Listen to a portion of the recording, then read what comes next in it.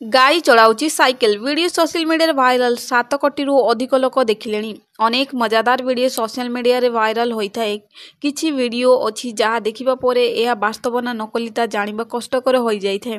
किछि प्राणी सर्कस से साइकेल चलाउथिबा देखा जाइए। सेमानक मालिक तालीम दे एभଳି करिथांती। सोशल मीडिया रे एवे एक वीडियो वायरल हेबारे लागिछि जोंथिरे गोटे गाई साइकेल चलाउथिबार नजर आसीछि।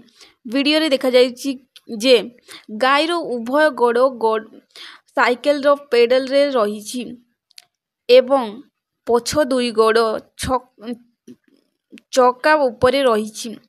गाईर गोड़ मध्य पेडल सहित गति करुछि। एही वीडियो देखि सोशल मीडिया यूजर माने एहा प्रकृत किंबा नकली बोली विश्वास करबाकू सक्षम हेउ नाहंती।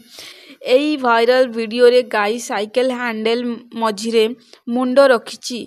तेबे एही वीडियोटी वास्तव ना नकली ता उपरे संदेह रे रहिछि।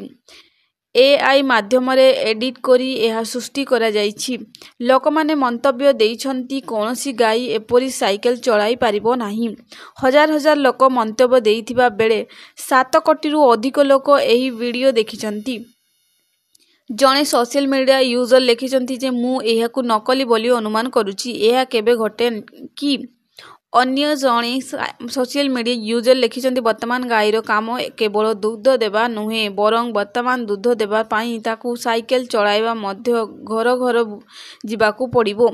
अन्य जणे लिखिछंती जे वीडियो निर्माता भल चेष्टा करिछंती किंतु वीडियोटी नकली बोली स्पष्ट होईछि। अन्य जणे लिखिछंती मु भाबु नाही पशु माने एते सहजरे साइकेल चलाई पारिबे।